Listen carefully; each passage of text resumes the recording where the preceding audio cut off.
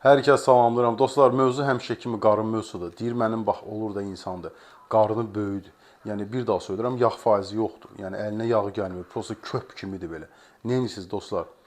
3 gün ardıcılıqla chia toxumuyla katan toxumunu qarışdırırsınız axşam.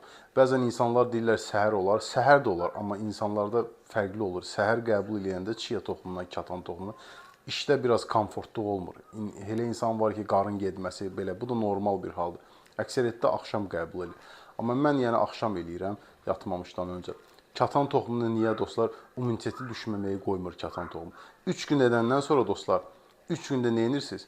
Alma sirkəsi, təbii sirkə, bir xörək qaşığı, bir stəkana qəbul edirsiniz axşam yatmamışdan öncə. Və onları eləyəndən sonra dostlar yemək falan qəbul eləməyin.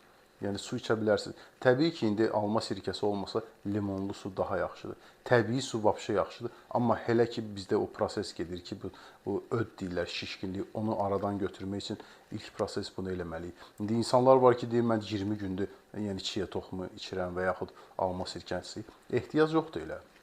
O baxımdan yəni sıralanmanı eləsəz daha yaxşı olar. Bədən də ki şoka düşmür. Bədən də fərqli götürəndə ki daha yaxşı olur. Hər kəsə uğurlar.